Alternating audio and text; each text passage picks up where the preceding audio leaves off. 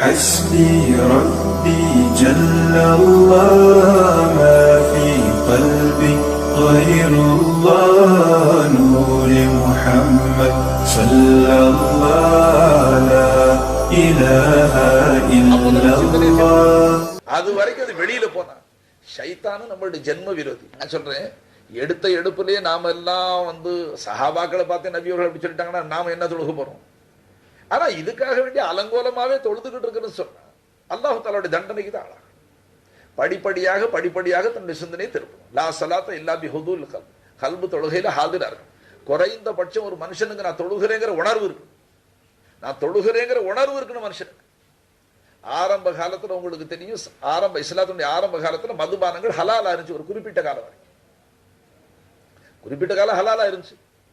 அப்ப குடிச்சுக்கிட்டாங்க, தொழுதுகிட்டாங்க. ஆனா அந்த போதையினால தொழுகையில ஆயத்துகள் ஓதும் போது ஏத்துக்கு மாத்தா ஓதிப்பிடுவாங்க. ஒண்ணு கடக்க ஒண்ணு ஓதிவிட்டாங்க.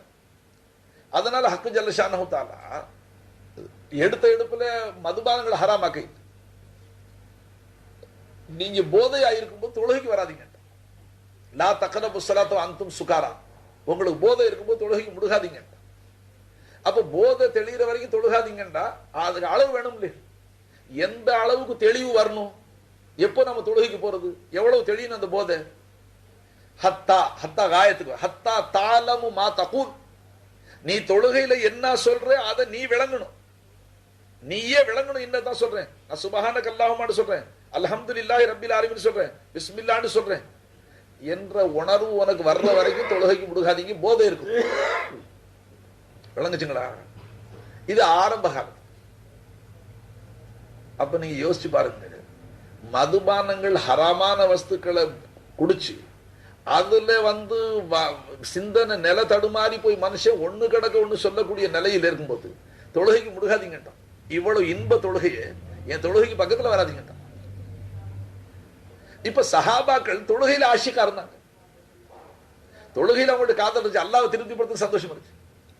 அப்ப அவர்களுடைய உள்ளமே துவா கேட்க ஆரம்பிச்சிருச்சு. யா அல்லாஹ், ஹலாலா இருக்க போய் தானே நீ சனியனை குடிக்கிறோம், ஹலாலா இருக்க போய் குடிக்கிறோம். நீ ஹராம் ஆக்கி விட்டா நாங்க குடிக்க மாட்டோம், காலகாலத்துல தொழுதுக்குவோம். இப்ப குடிக்கிறதுனால ரொம்ப நேரம் தொழுகாம இருக்க வேண்டியதா இருக்கு. அப்ப அவர்களுடைய பக்குவ நிலையை பார்த்து, அவர்களுடைய தேட்டங்களை பார்த்து அல்லாஹ் தஆலா மதுபானங்களை ஹராம் ஆக்கி விட்டான். ஹராமாக்கினான். அதற்கு பிறகு அவர்களுக்கு விடுதலை ஆயிடுச்சு. இப்ப நான் அது எதுக்கு உதாரணமா சொல்றேன்? இப்ப நமக்கு மதுபானங்களுடைய போதை இல்லை, நமக்கு இந்த துனியாவுடைய போதை எவ்வளவு இருக்குன்னு கேட்டா, தொழுகையில தக்பீர் கட்டினா எங்க இருக்கிறோங்கிற உணர்வு இல்லாம தொழுகிறோம். தொழுகையில தக்பீர் கட்டினதுக்கு பிறகு முழு துனியாவுடைய சிந்தனை, கவலைகள், அல்லாஹ் அக்பர், அல்லாஹ்வை கேவலப்படுத்துற மாதிரி சிந்தனை. வாயால் அல்ஹம்துலில்லாஹி ரப்பில் ஆலமீன் சொல்றான்.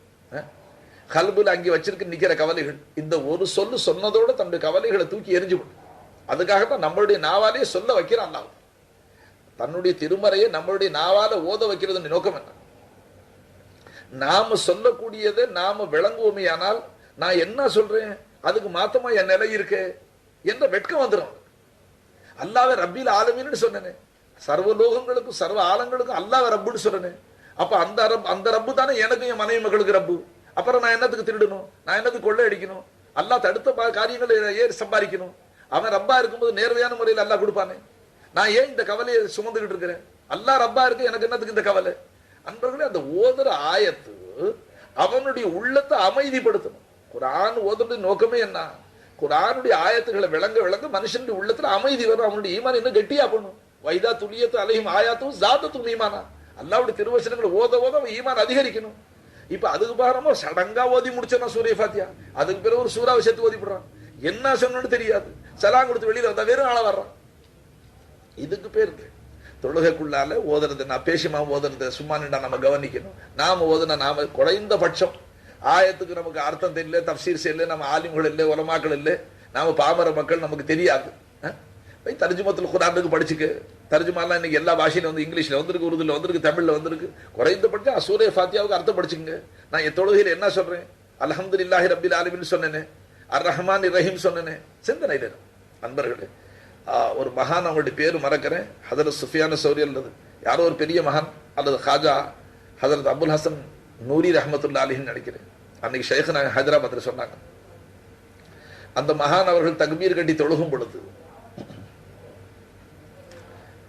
ஒரு ஆயத்து ஓதும் போது மூர்ச்சை ஆயிட்டான். ஈயாக்க நாபுது ஐயாக்க நஸ்தாயின்னு ஓதி பேஹுஷாயி மெஹராபில் விழுந்துட்டான், மூர்ச்சாயி விழுந்துட்டான், உஷார் இல்லை. அப்புறம் தெளிவு வந்ததுக்கு பிறகு ரொம்ப நேரத்துக்கு பிறகு தெளிவு வந்தான். இன்னைக்கு என்ன உங்களுக்கு மன அதிர்ச்சின்னு கேட்டான். ஈயாக்க நாபுது ஐயாக்க நஸ்தாயின், உன்னையே வணங்குகிறேன், உன்னிடமே உதவி தேடுகிறோம், உன்னையே வணங்குகிறோம் என்ற இந்த ஆயத்தை நான் ஓதும் பொழுது எதிர் கேள்வி வந்துச்சு அல்லாஹ்வுடைய புறத்தால. நீ உள்ளபடி என்னதான் வணங்குறியா, என்னிடமே உதவி தேடியா, நெசந்தானான்னு அல்லாஹ் கேட்டான். பதில் சொல்ல முடியல, உணர்வு இழந்து விழுந்துட்டேன்னு சொன்னான். அப்ப என்ன தொழுது இருக்கிறாங்க அவங்க? தொழுகத்தான் மேராஜா தெரியும். அஸ்ஸலாத்து மோமின் மேராஜில் மோமின், தொழுகை மேராஜ். மேராஜ்னு என்ன அர்த்தம்? மேராஜ்னா 7வது வாரத்துக்கு போறதா? அது இருலோக ரட்சகருக்கு மேராஜ் 7 வாரத்தை கடந்து போறது. நமக்கு தொழுகை அஸ்ஸலாத்து மேராஜில் மோமினுக்கு தொழுகை மேராஜ். மேராஜ்னு என்ன அர்த்தம்? அத்தொழுகையில் அல்லாஹ்வை சந்திக்கணும், அல்லாஹ் இடத்துல பேசணும். உண்மையில தொழுகையில் அல்லாஹ்வை தான் சந்திக்கிறோம். ஹதீஸ் ஷரீஃப்ல வருது, வைதா ஸல்லா அஹதுக்கும், உங்களை யாராகினும் தொழுதா,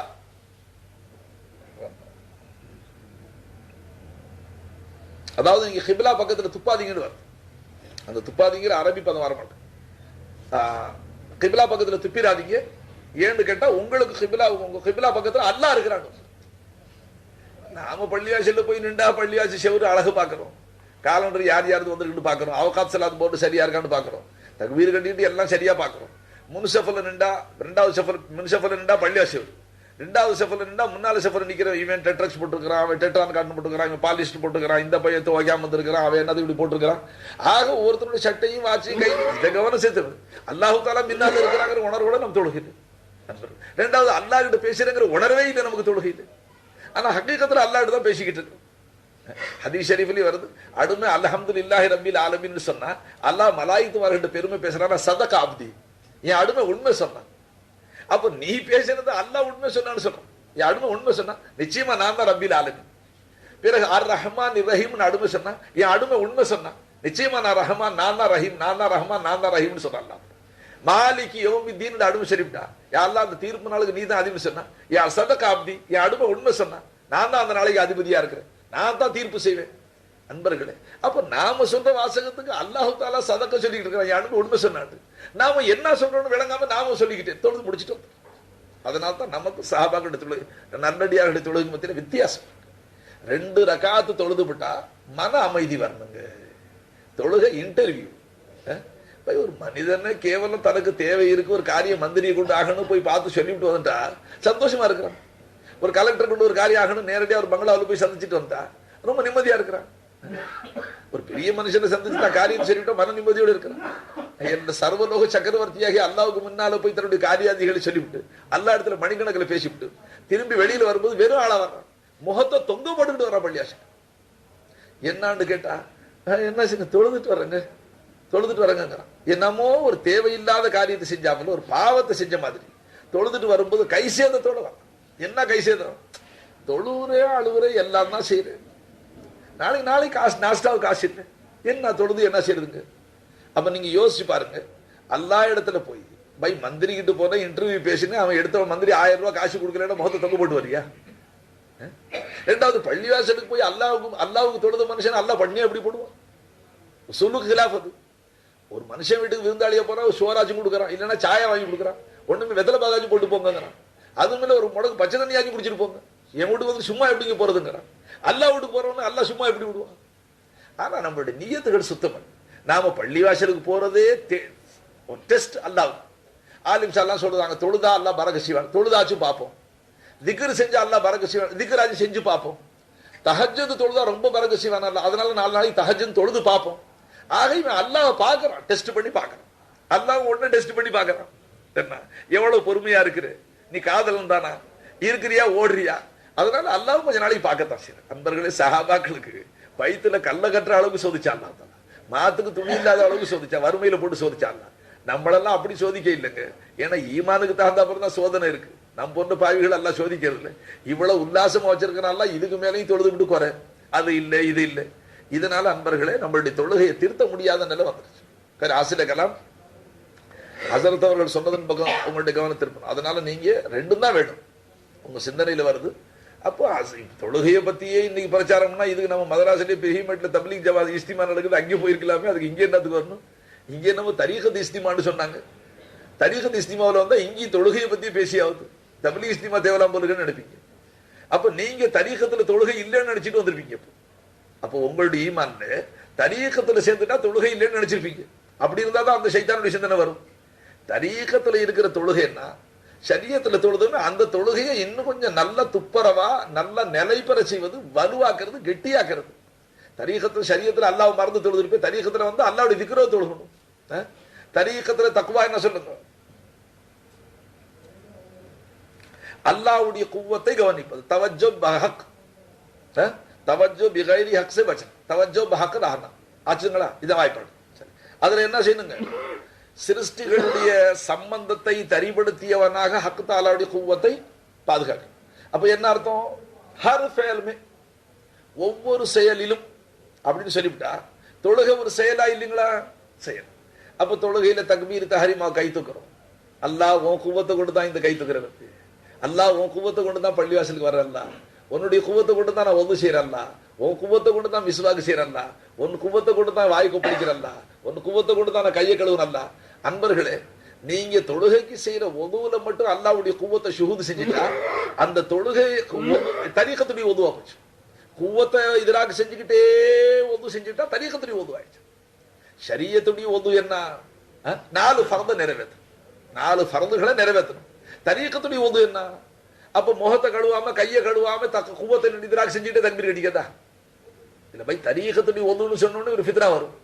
ஓஹோ, இவர் தரீகாவில் தனியா ஒரு ஒது இருக்குங்கிறாரு.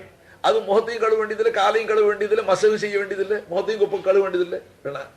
வெறும் குவத்துன்னு நினைச்சிட்டு போயிட்டோம். அது சொல்ல இல்லைண்ணா. ஷரியத்துல செய்யக்கூடிய அந்த ஒதுவுல குவத்தை சிந்திக்கிறேன், குவத்தை கொண்டு வரோம்.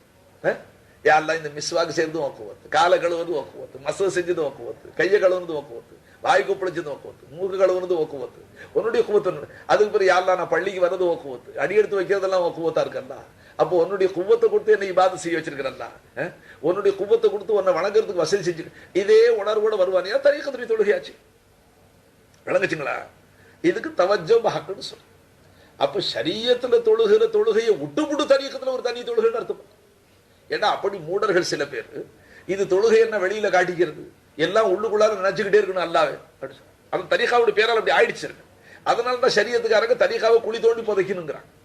ஏன்னா இந்த தரீகாக்காரங்க வெளிப்படையான ஷரியத்துடைய அனுஷ்டானங்களை எல்லாம் மட்டும் லேசு காட்டுறாங்க, அது ஒண்ணும் இல்லைன்னு சொல்றாங்க. இவர்களை குழி தோண்டி புதைச்சு பண்ணுங்கிறாங்க அவங்க. ஏன்னா அப்படி சில தரீகாக்கள் ஆயிடுச்சது. இது என்னோட வெளியில காட்டிக்கிற தொழுகை, ஜனங்களுக்கு காட்டிக்கிறது. எல்லாம் கல்புக்குள்ளால தொழுதுக்க வேண்டியதான். கல்புக்குள்ளால என்ன தொழுவான் பை? வெளியில செய்யறாமல வெளியில செய்யணும், உள்ள செய்யறாமல உள்ள செய்யணும். வெளியில உட்காந்து கட்டாய ஹௌதடியில போய் உட்கார்ந்தா முந்தி 2 கையை மணிக்கட்டு வரைக்கும் கழுவணும். இது நஜீர் சொன்னது. 2 தடவை கையை கழுவுனதுக்கு பிறகு மறுபடி வாய் கொப்பளிக்கணும். பிறகு நாசிக்கு நீர் செலுத்தணும், முக சுத்தம் செய்யணும். பிறகு முகத்தை கழுவணும். அதற்கு பிறகு கையை கழுவணும். அதற்கு பிறகு மச செய்யணும், காலை கழுவணும். இந்த விதமாக ஒது செய்யணுமே. இதே ஒதுவுல அல்லாஹ்வுடைய குவத்தை சம்பந்தப்படுத்தி பார்த்து கொண்டே இருந்தாலும் அது தரீகத்துடைய ஒதுவும் சேர்ந்து போச்சு. அப்போ ஒது செய்யும் போது தரீகத்துடைய சிந்தனை, அந்த குவத்துடைய சிந்தனையோட எந்த மனுஷன் ஒது செய்யறானோ அவன் தக்பீர் கட்டினதுல அல்லாஹ்வுடைய குவத்தை தானா சிந்தனைக்கு வந்து சலாம் கொடுக்கிற வரைக்கும் அல்லாஹ்வுடைய குவத்து ஊடு அவனுக்கு வந்துகிட்டே இருக்கு. இப்ப நான் நிலை நிக்கிறது அல்லாஹ்வுடைய குவத்து, ருக்கு செய்யறது அல்லாஹ்வுடைய குவத்து, கிராத் ஓதுறது அல்லாஹ்வுடைய குவத்து, நான் இருப்பு இருக்கிறது அல்லாஹ்வுடைய குவத்து, நான் கழுத்தை திருப்பி சலாம் கொடுக்கிற அல்லாஹ்வுடைய குவத்து, அந்த அல்லாஹ்வுடைய குவத்துடைய சிந்தனை வந்துகிட்டே இருக்கு. அப்ப இப்ப தொழுகையில அவன் தனி ஷரியத்துடனே தரீகத்துடைய தொழுகையும் தரீகத்தையும் சேர்த்துக்கிட்டான். இதுக்கு பேர் தான் தொழுகையை தவிர ஷரியத்துல தொழுகிற வெளிப்படையான தொழுகை ருக்கு சுஜூது நிலையெல்லாம் விட்டு தொழுகிறது தரீகா தொழுகை சொன்னா அப்படி ஒரு தொழுகை கிட்ட குர்ஆன் ஹதீஸ்ல இல்லை. இதுக்கு பிறகு ஹகீகத்துடைய தொழுகை என்ன? ஹகீகத்துடைய தொழுகை தொழுகையில நிற்கும் பொழுது தொழுகைக்காக போயிட்டா, யா அல்லாஹ் இந்த ஹயாத்து என்னது இல்லை ரப்பே, உன் ஹயாத்துடைய பருத்தம் ஒன்னை கொண்டு ஹயாத்தா இருக்கிற ரப்பே, ஒன்னை கொண்டு நான் அறிகிறேன், ஒன்னை கொண்டு பார்க்கிறேன், ஒன்னை கொண்டு பேசுறேன், ஒன்னை கொண்டு நாடுறேன், ஒன்னை கொண்டு செய்யறேன். அது சபா சிஃபாத்தை அல்லாஹ்வுக்கு சொந்தப்படுத்தி அதுக்கு எதிரடியான சிஃபாத்தை, அதுக்கு எதிரடியான சிஃபாத், யா அல்லாஹ் நான் மையத்தாச்சே, மையத்தை எப்படி தொழுகிறப்பே, அப்ப ஹயாத்தான நீ கூட இருக்கிறதுனால நான் தொழுகிறப்பே, யா அல்லாஹ் நான் ஜாஹிலாச்சு, எனக்கு அறிவே கிடையாது, தொழுகைக்கு இல்மு வேணுமே, தொழுகைக்கு அறிவு வேணும், மார்க்க ஞானம் வேணும். அப்ப ஜாஹில் எப்படி தொழுக முடியும்? தொழுகையா தொழுக முடியாது. அதனால ஞானம் கொடுத்தது இல்மு ஒன்னு தானே, அல்ல தொழுகணுங்கிற நாட்டம் ஒன்னு தானே ரப்பே, தொழுகத்துக்குள்ள இந்த செயல் குதிரத்து ஒன்னு தானே, யா அல்லாஹ் தொழுகையில நான் பார்க்கறது ஒன்ன கொண்டு தானே, பேசுறது ஒன்ன கொண்டு தானே. தொழுகையில கண்ணை திறந்து பார்த்துட்டு தொழுகும், தொழுகையில கண்ணை மூடிட்டு தொழுகக்கூடாது. ஒரு பெரிய மகான் ரொம்ப தொழுவா, நல்லா தொழுவா. ஒரு நாள் மனாமலே ஒரு சோனபதியை பார்க்கறாங்க. அதுல ஒரு அழகான மாளிகை இருக்கு. அந்த மாளிகையில ஒரு ஹூரை பார்க்கறான். மனாமல கனவுல பார்க்கறான். அந்த ஹூருன்னு சொன்னா உங்களுக்கு எல்லாம் தெரியாது. இப்போ ஹூரை வர்ணிக்கு போனா எல்லாரும் போயிடலாமான்னு நினைப்பீங்க சொர்க்கத்துக்கு இப்பவே. அது கொஞ்சம் பொறுமையா போவோம் இன்ஷா அல்லாஹ். அங்கே போயிட ஹூரை தேடிட்டு போனா இப்ப வீட்டுல இருக்கிற லங்கூர்ல அழுவ ஆரம்பிச்சிடும். நம்ம பேர் நிக்கா செஞ்சு வச்சிருக்கலாம் அழுவ ஆரம்பிச்சிடும். அதனால அல்லாஹ் அழைக்கும் போது போவோம், பக்குவ நிலைக்கு வந்து அல்லாஹ் கூப்பிடுவோம். அந்த ஹூருடைய அழகை வர்ணிக்க முடியாதுங்க. அல்லாஹ் அப்படி படைச்சிருக்கிறான், நேர்த்தியா படைச்சிருக்கான். ஆனா 2 கண்ணு அந்த ஹூருக்கு. அவர் பார்க்கிற மாளிகையில யாருன்னு கேட்டாலும் உங்க மாளிகைட்டாங்க. இந்த பெண்கள் இந்த பெஞ்சாதியால ஹூர்லாம் யாருக்கு உங்களுக்கு கிட்டாங்க. இவர் கேட்டாரா கண்ணு 2 பொட்டையா இருக்கே அப்படின்ட்டு. ஏன்னா அல்லாஹ்வுடைய சொர்க்கத்துல இப்படி நாக்கிசாவுமா இருக்கு. அவனுடைய சொர்க்கம் காமிலான இடமாச்சு. என்னுடைய இபாதத்துக்கு இந்த மாதிரி பொட்டை கண்ணு பொம்பளை தானே எடுக்குது. என்ன அதுக்கு பதில் வந்துச்சா, நீங்க தொழுகையில என்ன ஷுஹூது செய்யாம கண்ணை மூடிக்கிட்டு இருந்தீங்க. ஷுஹூது கண்ணை திறந்து செய்யணும். நீ கண்ணை மூடிக்கிட்டு தொழுது, அதனால நீ தொழுத தொழுகைக்கு பறக்குது ஹூரு கண்ணு இல்லாம போச்சு. ஆரிஃபின்கள் எழுதியிருக்கிறாங்க, உங்களுக்கு விளங்காது சீக்கிரம். கண்ணை திறந்து முன்னால பார்க்கணுமல்ல, தொழுகை எடுத்துட்டு பார்த்துக்கிட்டே இருக்கணும். என்ன அது பார்க்கறது? பள்ளியாசில் போனது என்னது? அல்லாஹ்வை சந்திக்கிறது. பார்க்காம சந்திப்பு எப்படி ஆகும்? பார்த்தா தான் சந்திப்பாங்க. இந்த கண்ணால பார்க்க முடியாது வாஸ்தவம். ஆனா இந்த கண்ணை மூடிக்கிட்டும் பார்க்க முடியாது. இந்த கண்ணு பார்த்து கல்பு உறுதிப்படுத்தும். அதனால இந்த கண்ணு தான் பார்த்து ஊர்ஜிதப்படுத்தணும். முன்னால் இருக்கிற எல்லா வஸ்துக்களையும் இது கண்ணாடி தான், இது விளக்கு தான், இது ஃபேனு தான் கண்ணு பார்த்து உறுதிப்படுத்த ஊர்ஜிதம் செய்யணும். அதனால ஹக்கு தான், ஹக்குக்கு முன்னால தான் இருக்கிற ஊர்ஜிதப்படுத்துறது கண்ணு இருக்கணும். கண்ணு திறந்து பார்க்கணும். அவர் கண்ணை மூடிக்கிட்டு தொழுதுட்டார். கைஃபியத்து வரட்டும், உணர்ச்சியா தொழு கண்ணை மூடிட்டு தொழுதார். மக்ரூருக்கு தொழுகையில கண்ணை மூடும்.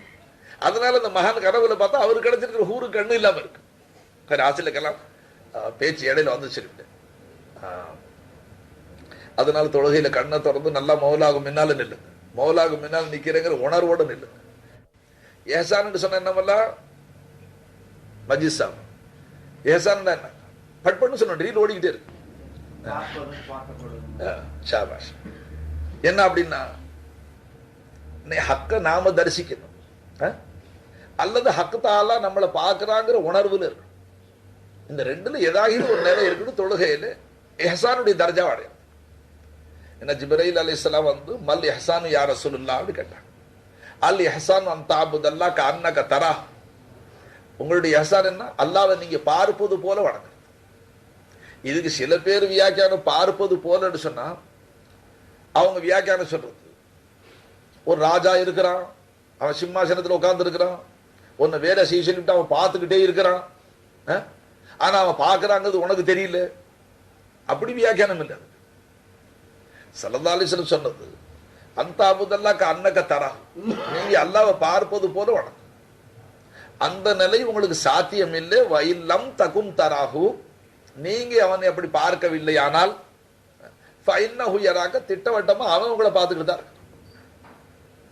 அப்ப இந்த 2 நிலைக்கு பேரு இஹ்சான் சொல்றது. பார்ப்பதும் பார்க்கப்படுவது. ஒண்ணு ஹக்க பார்ப்பது போல வணங்கணும், அல்லது அல்லாஹ்வால பார்க்கப்படணும், அந்த உணர்வு இருக்கணும். இதெல்லாம் தரீக்கத்துல நல்லா வாப்பாடம் ஆயிடுச்சு. இப்ப தரீக்கத்துடைய தொழுகைன்னு சொன்ன அர்த்தம் ஷரியத்துடைய தொழுகைக்கு மாத்தமா தொழுகிறதா? அந்த தொழுகையில இஹ்சானுடைய நிலையில வந்து தொழுகணும். இப்ப தரீக்கத்து இந்த இஹ்சானுடைய தர்ஜா எப்ப ஹாசில் ஆகும்? தன்னை அறிவது கொண்டும் ஹக்கை அறிவது கொண்டும் அல்லாது இது ஹாசில் ஆகாது. ஹக்கை எப்படி பார்க்கிறோங்கிறது விளங்க முடியாது, அல்லாஹ் நம்மளை எப்படி பார்க்கறாங்கிறது விளங்க முடியாது. இப்ப எல்லாரும் அப்படிதான் வழங்கிட்டு இருக்கிறான். அல்லாஹ் தால 7 வானங்களுக்கு மேல அரிசியில உட்கார்ந்துக்கிட்டு அல்லாஹ் பார்த்துக்கிட்டு இருக்கிறான். அரிசியில இருந்துகிட்டு அல்லாஹ் பார்க்கறான். சரி, உட்கார்ந்துக்கிட்டுன்னு சொல்லாம அரிசியில இருந்துகிட்டு அல்லாஹ் பார்க்கறான். விளங்குச்சுங்களா? அதுல இவனுக்கு கொஞ்சம் தைரியம் வந்து சமயத்துல பொழுதுனைக்கு என்னையே அல்லாஹ் பார்த்துக்கிட்டு இருப்பான். உன் கூடவே இருந்து உன்னை பார்த்துக்கிட்டு இருக்கிறான். பொழுதுனைக்கு என்னையோ பாப்பான்னு கேட்டான். அல்லாஹ் பாதுகாப்பானாக. விளங்குச்சுங்களா? அப்ப இப்ப ஹக்கீகத்துடைய தொழுகை என்ன? சபா சிஃபாத்த சிந்தனைன்னு கொண்டு, யா அல்லாஹ் ஓ ஹயாத், ஹயாத்து ஒன்னதல்ல, இல்மு ஒன்னது, இராதா ஒன்னது, குதிரத்து ஒன்னது, சமாத்து ஒன்னது, பசாரத்து ஒன்னது, இந்த கலாமு ஒன்னது. நான் வெறும் ஆளுறப்பே இவ்வளவு ஒன்னதை கொடுத்து இபாதத்து செய்ய வச்சு காம் அல்லாக்கா நாம் பந்தேக்கா, வேலை என்ன ஒன்னதா இருக்கு, அந்த அஜர் எனக்கு கொடுத்துரு, பேர் என் பேர் போட்டு நான் தொழுதுன்னு சொல்றல்ல. நீ சொன்னாலே வெக்கமா இருக்கிறப்ப எங்க இருக்கிற நான். அப்ப அந்த நிலையில ஒரு மனுஷன் வந்து சிஃபாத்தின் பக்கம் முத்தவஜான தவஜோ சிஃபாத்தி ஹக், அதையும் சேர்த்து கொள்வானியானால் ஹக்கீகத்துடைய தொழுகை. அதுக்கு மேலே இன்னும் போய் மாரிஃபாக்காரங்க தொழுகைன்னு சொல்றாங்க. மாரிஃபாக்காரங்க தொழுகைன்னா இப்போ ஜனங்க என்ன கருத்தில் கொண்டாங்க, அதுல நில நிக்க கூடாது, ருக்கு செய்யக்கூடாது, சஜிதா செய்யக்கூடாது, உட்கார்ந்துகிட்டே சோம்பேறிகள் மாதிரி அல்லாஹ்வை திக்ர் செஞ்சுக்கிட்டே இருக்கணும் அப்படின்னு நினைக்கிறான் சில பேர். அப்படி அல்ல, அதுக்கு யாவனாலும் தண்டனை கிடைக்கும்.